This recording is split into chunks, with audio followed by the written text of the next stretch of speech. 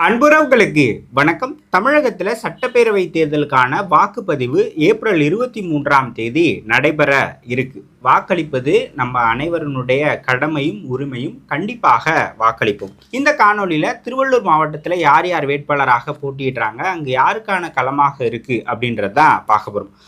திருவள்ளூர் மாவட்டத்தில் வருது திருவள்ளூர் சட்டமன்ற தொகுதி. திருவள்ளூர் சட்டமன்ற தொகுதி எந்த நாடாளுமன்ற தொகுதிக்கு உட்பட்டு வருது அப்படின்னு பார்த்தீங்கன்னா திருவள்ளூர் நாடாளுமன்ற தொகுதிக்கு உட்பட்டு வருது.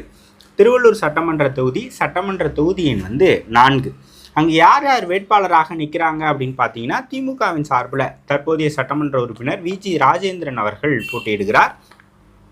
அதிமுகவின் சார்பில் முன்னாள் எம்எல்ஏ முன்னாள் அமைச்சர் பி.வி. ரமணா அவர்கள் போட்டியிடுகிறார். நாம் தமிழர் கட்சியின் சார்பில் வழக்கறிஞர் செந்தில் அவர்கள் போட்டியிடுகிறார். தமிழக வெற்றி கழகத்தின் சார்பில் டாக்டர் டி அருண்குமார் அவர்கள் போட்டியிடுகிறார். இவங்க 4 பேர் தான் பிரதான கட்சிகளினுடைய வேட்பாளர்கள். வாக்காளர்கள் எவ்வளவு பேர் அப்படின்னு பார்த்தீங்கன்னா ஆண்கள் 1,21,188, பெண்கள் 1,27,426, மூன்றாம் பாலினத்தவர் 37, ஒட்டுமொத்தமாக 2,48,651. திருவள்ளூர் ஒரு சென்னைக்கு புறநகரில் இருக்கக்கூடிய மாவட்டம். சென்னையை சார்ந்து அதிகமாக இயங்கக்கூடிய மாவட்டங்களில் திருவள்ளூரும் காஞ்சிபுரமும் வரும் அப்படின்னு சொல்லலாம். அங்கே என்னென்ன சமூகங்கள் பெரும்பான்மையாக இருக்கிறாங்க அப்படின்னு பார்த்தீங்கன்னா ஆதி திராவிடர்களும் நாயுடு சமூகமும் ரொம்ப பெரும்பான்மையாக இருக்கக்கூடிய சமூகங்களாக இருக்கிறாங்க. அதுக்கப்புறமாக அடுத்த நிலையில் முதலியார் சமூகமும் வன்னியர் சமூகமும் இருக்கிறாங்க. ஸோ இந்த 4 சமூகங்கள் தான் அங்கே பிரதானமாக இருக்குது. அவங்க தான் அங்கே வெற்றி தோல்வியை தீர்மானிக்கக்கூடிய சக்திகளாகவும் இருக்கிறாங்க. ஆதி திராவிடர், நாயுடு, முதலியார், வன்னியர் சமூகங்கள்லாம் அங்கே வெற்றி தோல்வியை தீர்மானிக்கக்கூடிய சக்தியாக இருக்காங்க. இதுவரை நடைபெற்ற தேர்தல்களில் எந்தெந்த கட்சி எத்தனை முறை ஜெயிச்சிருக்கிறாங்க அப்படின்னு பார்த்தீங்க அப்படின்னா இங்கே காங்கிரஸ் 2 முறையும், திமுக 7 முறையும், அதிமுக 5 முறையும், தமிழ் மாநில காங்கிரஸ் 1 முறையும் ஜெயிச்சிருக்கிறாங்க. 2021 தேர்தலை பார்த்தோம் அப்படின்னா அங்கு திமுக 1,07,709 வாக்குகளை பெற்றிருக்கு. விஜி ராஜேந்திரன் 50% வாக்குகளை பெற்று வெற்றி பெற்று இருக்கிறார். அதிமுக சார்பில் தற்போது போட்டியிடக்கூடிய பி.வி. ரமணா அவர்கள் தான் போட்டியிட்டார். 85,008 வாக்குகளை பெற்றிருக்கிறார். சதவீத அடிப்படையில் 39.68. நாம் தமிழர் கட்சி 15,028 வாக்குகளை வாங்கியிருக்கிறாங்க. சதவீத அடிப்படையில் 7% வாக்குகளை வாங்கியிருக்கிறாங்க. இதில் பாட்டாளி மக்கள் கட்சி 2016 இங்கே தனித்து போட்டிட்டாங்க. அப்போ 30,000 வாக்குகளை வாங்கியிருக்கிறாங்க. ஸோ பாட்டாளி மக்கள் கட்சிக்கு இங்கே ஒரு செல்வாக்கு இருக்குது அப்படின்னு நம்ம சொல்லலாம். ஸோ இப்போ போட்டியிடக்கூடிய வேட்பாளர்களை பற்றி பார்த்தோம் அப்படின்னா விஜி ராஜேந்திரன் அவர்கள். விஜி ராஜேந்திரன் திமுகவின் சார்பில் போட்டியிடுகிறார். ஏற்கனவே 2016, 2021 அவர் தான் போட்டியிட்டு வெற்றி பெற்று இருக்கிறார்.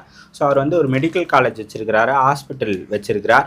ஒரு செல்வாக்கு மக்க நபர் தான் விஜி ராஜேந்திரனை பொறுத்த வரைக்கும். 2 முறை ஜெயிச்சிருக்கிறார். ஹாட்ரிக் வெற்றி பெறணும் அப்படின்ற முனைப்போடு தேர்தல் களத்தில் இருக்கிறார்.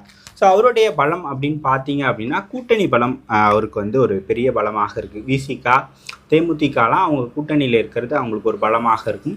அதுக்கு அடுத்ததாக பெண்களுக்கு அவங்க செஞ்சோம் அப்படின்னு சொல்லக்கூடிய நலத்திட்ட உதவிகள், மகளிர் உரிமை தொகை, இந்த மாதிரியான விஷயங்கள்லாம் அவங்களுடைய கூட்டணியினுடைய பலமாக அங்கே வெற்றி பெறுவதற்கான நமக்கு சாத்தியக்கூறுகள் இருக்குது அப்படின்னு அவங்க நினைக்கிறாங்க. ஸோ விஜி ராஜேந்திரன் திமுகவினுடைய வேட்பாளராக இருக்கிறார். 2016, 2021 வெற்றி பெற்றார். 3வது முறையாக அவர் அங்கே போட்டியிடுகிறார். அதிமுகவினுடைய வேட்பாளர் பி.வி. ரமணா பற்றி பார்த்தோம் அப்படின்னா அவர் இது வரைக்கும் 2006 முதல் முறையாக திருவள்ளூரில் போட்டியிட்டார். அப்போ தோல்வி. அதே போல் 2011 மீண்டும் அவர் போட்டியிட்டார். 2011 அவர் வெற்றி பெற்றார். கிட்டத்தட்ட 53% வாக்குகளை பெற்று வெற்றி பெற்றார். அப்போ அவர் அமைச்சராகவும் ஆக்கப்பட்டார். 2016 அவர் போட்டியிடலை. 2021 மீண்டும் அவர் போட்டியிட்டார். அவர் அப்போ தோல்வி அடைஞ்சார். 4வது முறையாக அவர் போட்டியிட போகிறார்.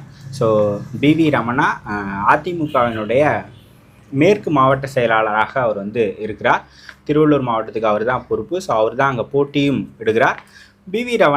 ரமணாவை பொறுத்த வரைக்கும் அவருக்கான ப்ளஸ் பாயிண்ட் அப்படின்றது ஆன்டி இன்கம்பன்சி இருக்குது. அதை நம்ம அறுவடை பண்ணலாம் அப்படின்னு அவர் நினைக்கிறார். அதே போல் பாட்டாளி மக்கள் கட்சி அவங்க கூட்டணிகள் இருப்பது அவங்களுக்கு ஒரு பலமாக இருக்குது. ஏன்னா வன்னியர் சமூகம் அங்கே பெரும்பான்மை சமூகமாக இருக்குது. இந்த 2 வேட்பாளர்களுமே நாயுடு முதலியார் சமூகங்களில் வர்றதால அவங்க சமூக ரீதியாகவும் அவங்க பலமாக இருக்கிறாங்க. சம அளவில் தான் 2 பேருக்குமே அங்கே செல்வாக்கு இருக்குது. தொகுதி முழுக்க அறிந்த முகங்கள் 2 பேருமே. இவரும் 2 டேர்ம் இருந்திருக்கிறாரு, இவரும் 2 2 டேர்ம் எம்எல்ஏவாக இருந்திருக்கிறார். ஸோ தொகுதி முழுவதுமே ரெண்டு பேருமே அறிந்த முகங்களாக இருக்கிறாங்க. இது ரெண்டுமே அவங்களுக்கு வந்து ப்ளஸ் பாயிண்ட்டாக இருக்குது. ஸோ 2026 பொறுத்த வரைக்கும் ஆன்டி இன்கமன்சி பாட்டாளி மக்கள் கட்சி நம்மளுடைய கூட்டணியில் இருப்பது பலமாக அதிமுகவை பொறுத்த வரைக்கும் பார்க்குறாங்க. நாம் தமிழர் கட்சியை பொறுத்த வரைக்கும் நாம் தமிழர் கட்சியின் சார்பில் செந்தில்குமார் அவர்கள் போட்டியிடுகிறார். வழக்கறிஞர், நாம் தமிழர் கட்சியினுடைய தலைமை நிலைய செயலாளர். இவருடைய கையெழுத்தின் கீழே தான் நாம் தமிழர் கட்சியினுடைய எல்லா அறிக்கைகளையுமே வரும்.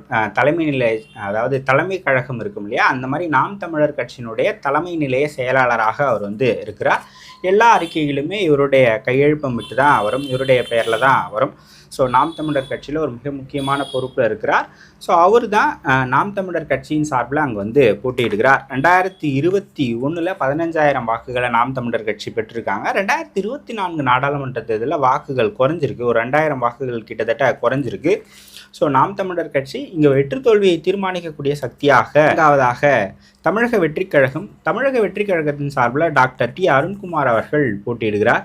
சென்னைக்கு புறநகரில் வரக்கூடிய மாவட்டம் அப்படின்றதுனால நகர்ப்புறம் கொஞ்சம் அதிகமாக இருப்பதாலும் அங்கே தமிழக வெற்றிக் கழகம் ஒரு கணிசமான வாக்குகளை எடுப்பதற்கான வாய்ப்புகள் இருக்குது அப்படின்னு சொல்கிறாங்க. போட்டி அப்படின்னு பார்த்தீங்க அப்படின்னா திமுகவினுடைய வேட்பாளர் விஜி ராஜேந்திரன், அதுக்கப்புறமாக அதிமுகவினுடைய வேட்பாளர் பிவி ரமணா, 2 பேருக்கும் தான் போட்டி. இதில் 2 பேருமே 2 வாட்டி ஜெயிச்சிருக்கிறாங்க. அதிமுக வேட்பாளர் கூடுதலாக 2 முறை தோல்வியை சந்திச்சிருக்கிறார். 2 பேருமே ஒரு பெரும்பான்மை சமூகத்திலிருந்து தான் வராங்க. ஸோ சமூக ரீதியான வாக்குகளும் அவங்களுக்கு வந்து கை கொடுக்கும் அப்படின்னு நம்புகிறாங்க. சம அளவில் தான் அவங்களுடைய போட்டி வந்து 2 பேருக்கும் ஈக்குவலைஸ்டாக தான் இருக்குது. 2 பேருக்குமே ஒரு சம அளவில் வாக்கு வங்கி இருக்குது. நாம் தமிழர் கட்சியும் தமிழக வெற்றி கழகமும் எவ்வளோ வாக்குகள் பிரிக்கிறாங்க அப்படின்றத பொறுத்து இவங்களுடைய வெற்றி தோல்வி அமையும் அப்படின்னு நான் நினைக்கிறேன். அதாவது யாருடைய வாக்குகளை அவங்க அறுவடை செய்ய போகிறாங்க அப்படின்றத, இன்கம்பன்சி வாக்குகளை அறுவடை பண்ணாங்க அப்படின்னா அது திமுகவுக்கு அட்வான்டேஜாக இருக்கலாம். ஸோ இந்த மாதிரியான பல ஃபேக்டர்ஸை வச்சு தான் அங்கே யார் வெற்றி பெறுவாங்க அப்படின்றது தீர்மானிக்கப்படும். இப்போதைக்கு ஆளுங்கட்சியாக இருப்பதால் திமுகவுக்கு ஒரு அட்வான்டேஜாக இருக்கலாம். ஸோ இதெல்லாம் வந்து நம்ம பார்க்க வேண்டிய விஷயங்களாக இருக்குது. ஸோ திருவள்ளூர் தொகுதியை பொறுத்த வரைக்கும் திமுக அதிமுக சம அளவில் இருக்கிறாங்க. ஒரு ஸ்லைட் எட்ஜ் வேணால் திமுக வேட்பாளருக்கு நம்ம வந்து சொல்லலாம். ஸோ அதிமுக ஒரு கருமையான போட்டியை கொடுக்கக்கூடிய இடத்துல தான் இருக்குது. நாம் தமிழர் கட்சியும் தாவேகாவும் ஒரு கணிசமான வாக்குகளை பெறுவதற்கான வாய்ப்புகள் வந்திருக்கு. 2 பேருமே ஒரு 10% அடிப்படையில் வாக்குகளை பெறலாம். போட்டி திமுக அதிமுக தான். அங்கே திமுக ஒரு எட்ஜ் எடுப்பதற்கான வாய்ப்புகள் வந்திருக்கு. ஏன்னா அவர் 2 டேர்ம் ஏற்கனவே சிட்டிங்கில் இருந்திருக்கிறார்.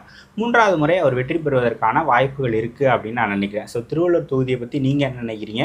அங்கே யார் வெற்றி பெறுவதற்கான வாய்ப்பு இருக்குதுன்னு நினைக்கிறீங்க அப்படின்றத கமெண்ட் செக்ஷனில் சொல்லுங்கள்.